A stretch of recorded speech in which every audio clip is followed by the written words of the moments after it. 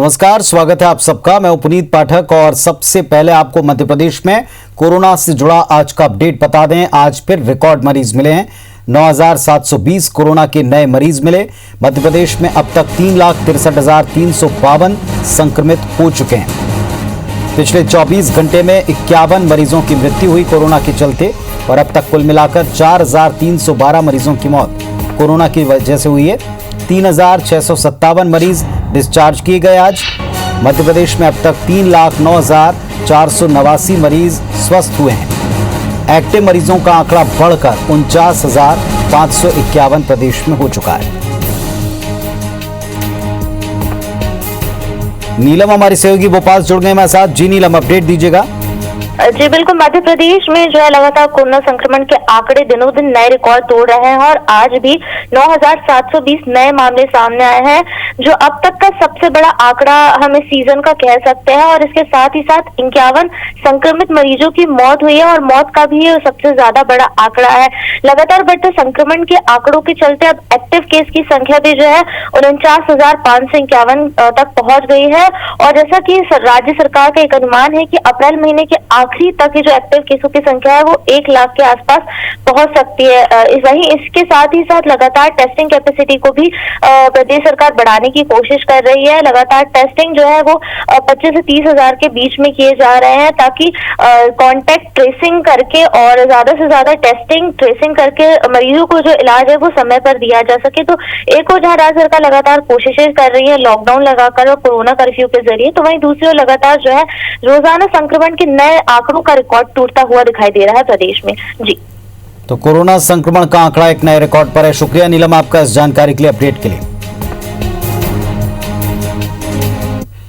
मध्य प्रदेश में लगातार बढ़ते कोरोना संक्रमण को लेकर दुरुस्त व्यवस्थाओं का सरकार का दावा कितना खोखला है, ये लगातार प्रतिदिन सामने आ रहा है। इसकी पोल खुद स्वास्थ्य मंत्री डॉक्टर प्रभुराम चौधरी की प्रेस कॉन्फ्रेंस में एक बार फिर खुल गई। मंत्री जी से जब अस्पताल में बेड की उपलब्धता को लेकर सवाल पूछा तो आंकड़ों की जादूगरी में उलझाने में वो लग गए। इस पर जब बेड उपलब्धता को लेकर जारी सरकारी नंबर पर फोन लगाकर मंत्री जी को सुनवाया गया तो एक नहीं 3 बार फोन उठा ही नहीं। जब मंत्री जी की बोलती बंद हो गई तो उन्होंने राष्ट्रीय स्वास्थ्य मिशन की डीएम छवि भारद्वाज के पाले में गेंद फेंकी, साथ ही जवाब देने को कहा। इस पर मंत्री के सामने डीएम ने स्वीकार किया कि प्रदेश में स्वास्थ्य सुविधाओं को लेकर सुधार की आवश्यकता है। कई खामियां हैं जिनको दूर किया जाएगा। नहीं, देखिए, बेड उपलब्ध हो रहे हैं। कुछ बड़ी जो सिटी हैं वहां जहां ओवरलोड है वहां पर भी हम लोगों ने व्यवस्थाएं की हैं, और जो प्राइवेट अस्पताल हैं वहां पर भी हम लोगों ने आरक्षण किया है। अगर उसके बाद भी अगर आवश्यकता पड़ रही है तो दूसरी स्थान जो भी गवर्नमेंट प्लेस है या कोई प्राइवेट प्लेस है वहां पर भी हम लोग उसकी व्यवस्था कर रहे हैं। कहीं किसी प्रकार के बेड्स की कोई कमी नहीं आने दी जाए। नहीं कर पाता है। इन सब विषयों पर निरंतर हम लोग 24 घंटे रिजॉल्व कर रहे हैं और आपको थोड़ा सा धैर्य हम समझ रहे हैं कि नागरिक इस चीज को लेकर विषय है और एक हाईएस्ट लेवल पे इसके प्रति गंभीरता है। अभी मैं उसी बीसी से उठ के आ रही हूँ यहाँ पर प्रेस कॉन्फ्रेंस में। सारे जिले 51 डिस्ट्रिक्ट आर कनेक्टेड। हम एक व्यवस्था लागू करना चाह रहे हैं जिससे नागरिकों को 1075, 181, 104 पे जब वो फोन करें तो केवल उनको डाइवर्ट न कर दिया जाए किसी तीसरे नंबर पे। हम उनको एक लाइव व्यवस्था दे पाए। सीएम शिवराज सिंह चौहान ने कहा है कि प्रदेश में कोरोना संक्रमण के नियंत्रण और रोगियों के उचित इलाज के लिए आवश्यकता के अनुरूप ऑक्सीजन, इंजेक्शन और बेड की व्यवस्था की जा रही। मध्य प्रदेश में अन्य राज्यों से ऑक्सीजन की आपूर्ति के लिए केंद्रीय रेल मंत्री से चर्चा हुई है, ताकि राउरकेला और भिलाई से रेल के जरिए ऑक्सीजन की आपूर्ति करवाई जा सके। हिमाचल, महाराष्ट्र से ऑक्सीजन आपूर्ति के प्रयास हैं। गुजरात से रोजाना 120 मीट्रिक टन ऑक्सीजन मिल रही है। जरूरत पड़ी तो प्रदेश में इंजेक्शन पहुंचाने के लिए हेलीकॉप्टर का इस्तेमाल होगा। मुख्यमंत्री ने मंत्रालय के वरिष्ठ अधिकारियों के साथ प्रदेश में कोरोना संक्रमण की रोकथाम और बेहतर इंतजाम को लेकर विस्तार से बात की।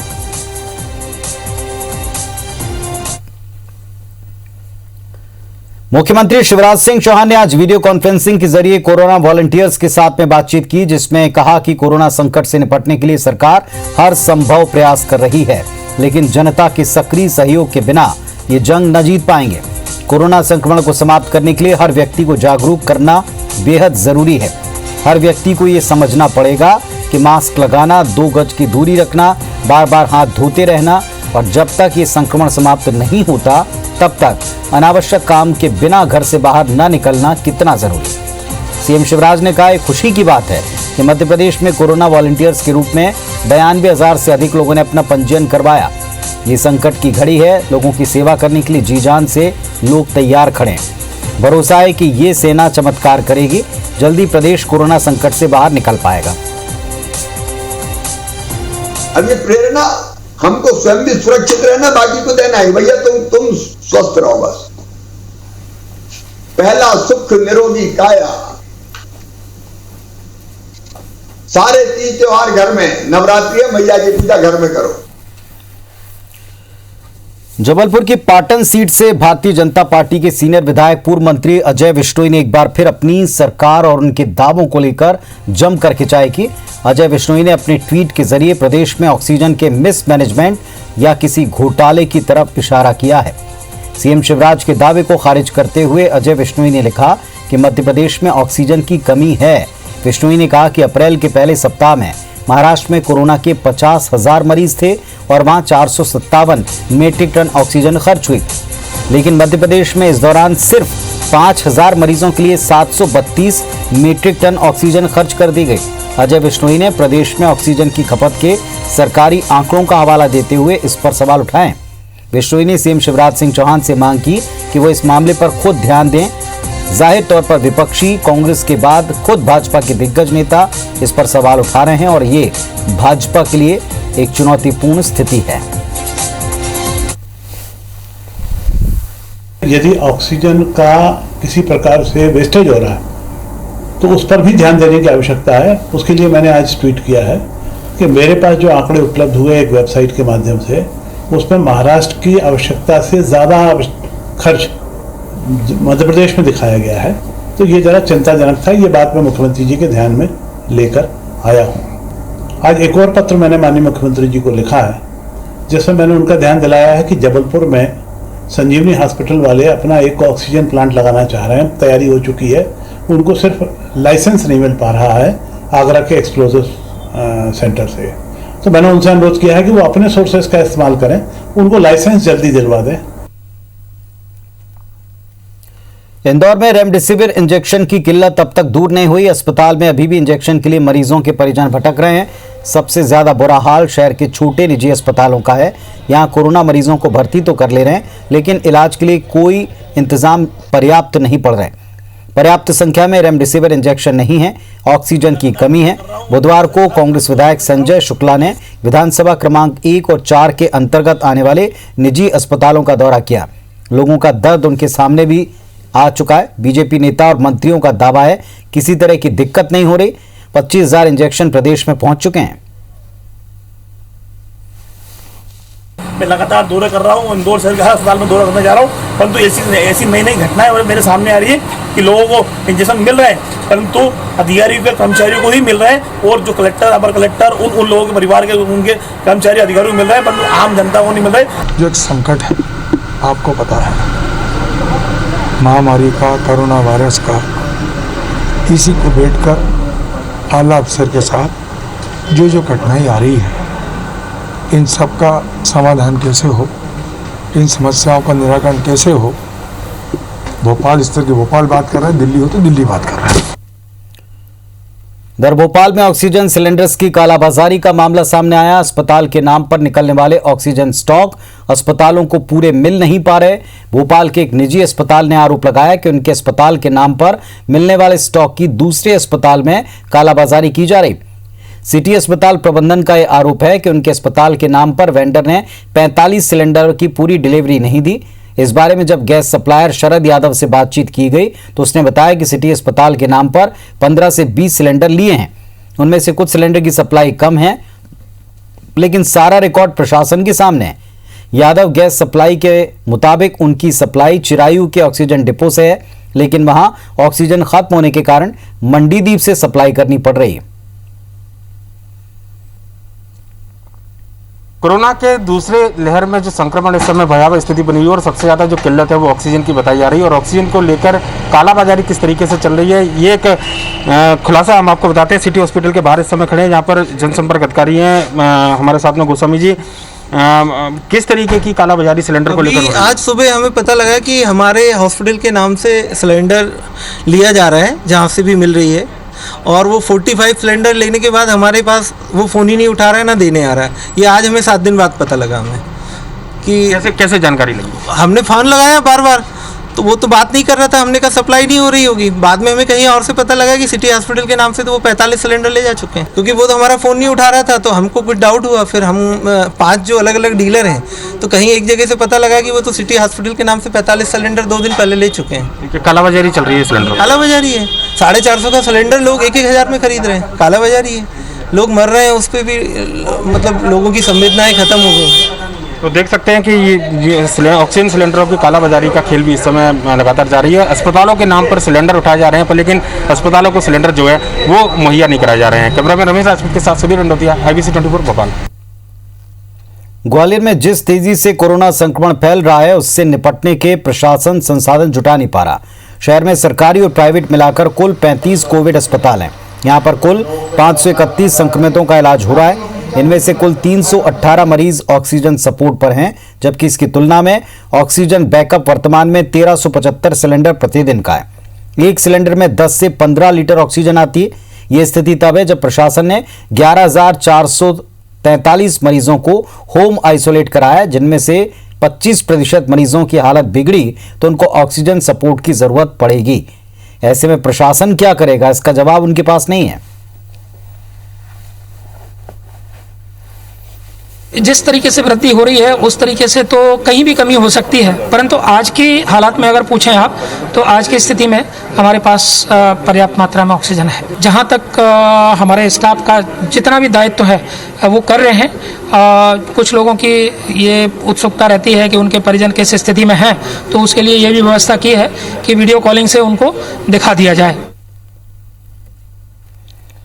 मध्य प्रदेश में ऑक्सीजन सिलेंडर्स की किल्लत के बीच में जबलपुर जिला अस्पताल ऑक्सीजन के मामले में आत्मनिर्भर बनने जा रहा है। जबलपुर के विक्टोरिया जिला अस्पताल परिसर में हवा से ऑक्सीजन खींचने वाला प्लांट स्थापित कर लिया गया। दिल्ली से आए इंजीनियर्स की एक टीम प्लांट को स्थापित कर चुकी है, जबकि दूसरी टीम कल आकर फाइनल टेस्टिंग करेगी। 18 अप्रैल से इस प्लांट को शुरू करने की तैयारी है। एयर सेपरेशन ऑक्सीजन वाले इस प्लांट से जिला अस्पताल को रोजाना 100 जंबो सिलेंडर ऑक्सीजन मिलेगी, जो अस्पताल में ऑक्सीजन की डिमांड के बराबर है। इस प्लांट से मिलने वाली ऑक्सीजन को जिला अस्पताल के कोविड वार्ड और ICU में भेजा जाएगा ताकि यहां मरीजों को ऑक्सीजन की कोई कमी ना हो। जिला अस्पताल के सिविल सर्जन के मुताबिक इस प्लांट से हाई फ्लो ऑक्सीजन की आपूर्ति होगी, जिससे जिला अस्पताल में डॉक्टर्स और मरीजों को कभी भी ऑक्सीजन को लेकर कोई दिक्कत नहीं होगी।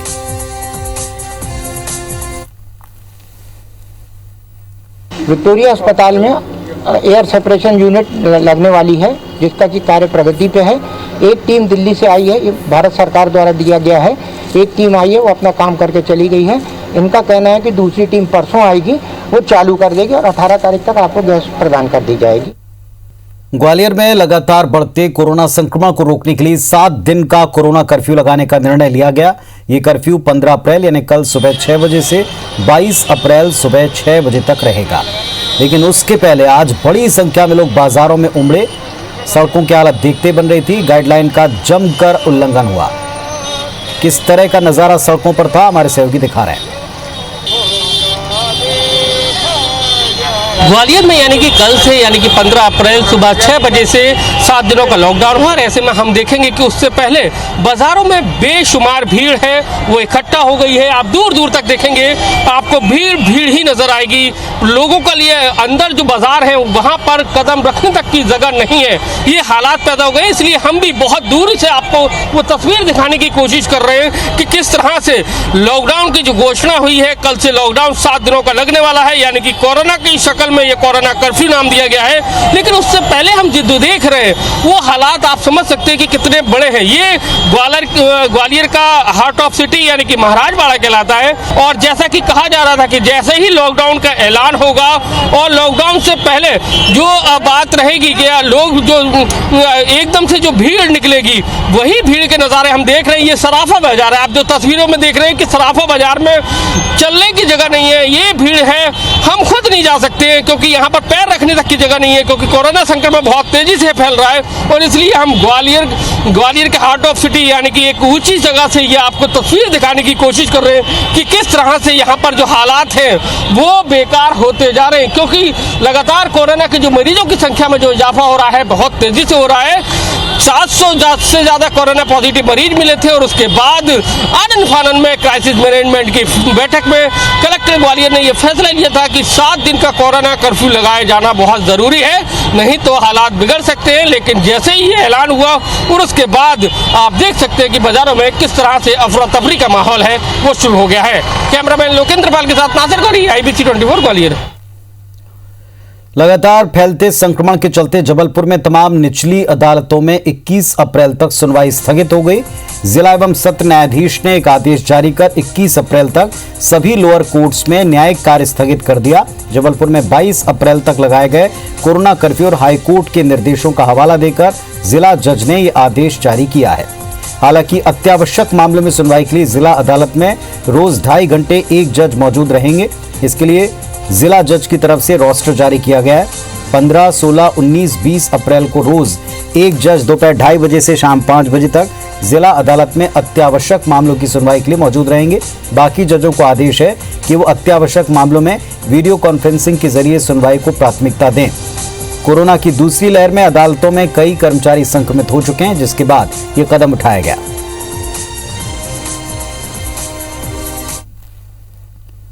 इंदौर में कोरोना का असर परिवहन सेवा पर भी पड़ रहा है। प्रदेश में कुछ शहरों में लगे लॉकडाउन और कोरोना कर्फ्यू के साथ महाराष्ट्र में बिगड़ते हालात के चलते लोग अपने घरों की ओर लौट रहे हैं, लेकिन महाराष्ट्र बॉर्डर सील होने से बसों की आवाजाही बंद है।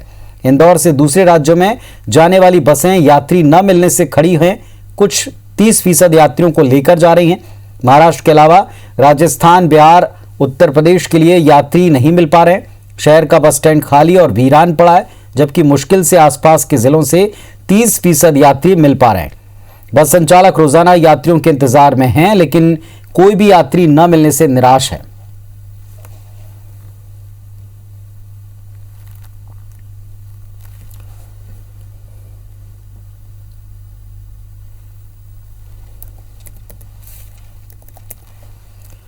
इंदौर में बढ़ते संक्रमण के बाद अब रेलवे प्रशासन एक्शन में है। रेलवे ने एक बार फिर सभी गेट बंद करके केवल एक गेट से एंट्री और एग्जिट शुरू किया, ताकि यात्रियों से सोशल डिस्टेंसिंग का पालन करवाया जा सके।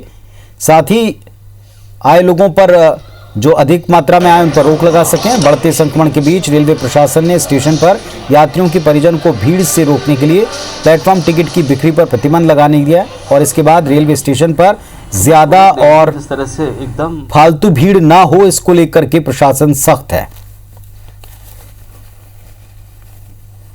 पूरे स्टेशन को हम लोगों ने फिर से पैक किया है और उसमें केवल एक प्रवेश द्वार रखा है और एक निकासी रखी है, क्योंकि हमारे पास 36 ट्रेन चल रही हैं। तो 36 ट्रेन का मतलब होता है कि 30 से 35 हज़ार आदमियों का आना जाना डेली रहता है। मध्य प्रदेश में कोरोना संक्रमण के चलते गेहूं खरीदी धीमी पड़ी है। पिछले 13 दिन के अंदर महज 16 लाख टन गेहूं की खरीदी हो पाए, जबकि प्रदेश में 90% गेहूं की कटाई और दहाई हो चुकी है। कम खरीदी होने से 4,614 उपार्जन केंद्रों में से तकरीबन 750 केंद्र शुरू नहीं हो पाए। सबसे ज्यादा 8 लाख टन गेहूं की खरीदी मालवा क्षेत्र में हुई। गेहूं बिक्री के लिए मध्य प्रदेश में 24.50 लाख से ज्यादा किसानों ने रजिस्ट्रेशन करवाया। मध्य प्रदेश में इस साल समर्थन मूल्य पर 125 लाख मीट्रिक टन गेहूं उपार्जन का अनुमान है। पिछले साल 80 लाख मीट्रिक टन गेहूं खरीदी का अनुमान था, जिसमें खरीदी 1,29 लाख मीट्रिक टन की हुई थी। सभी जिलों में गेहूं खरीदी के लिए कोरोना संक्रमण के हिसाब से पुख्ता इंतजाम किए गए। जिला कलेक्टर्स ने गेहूं बेचने के लिए आने वाले किसानों को न रोकने के निर्देश जारी किए, लेकिन कोरोना संक्रमण के चलते किसान निकल ही नहीं रहे।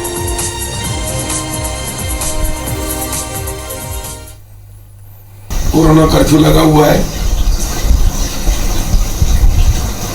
इसके बावजूद भी सरकार ने किसानों की सुविधा के लिए सभी खरीदी केंद्र, चाहे गेहूं के हों, चने के हों, सरसों मसूर के हों, खुले रखें। और इसलिए कोरोना के नियमों का पालन करते हुए मास्क लगाएं, थोड़ी दूरी रखें और कोरोना के नियमों का पालन करते हुए खरीदी केंद्र पर जाकर अपने उपज बेचिए। तो इस बुलेटिन में फिलहाल इतना ही। तमाम खबरों और अपडेट्स के लिए आप देखते रहिए IBC 24। नमस्कार।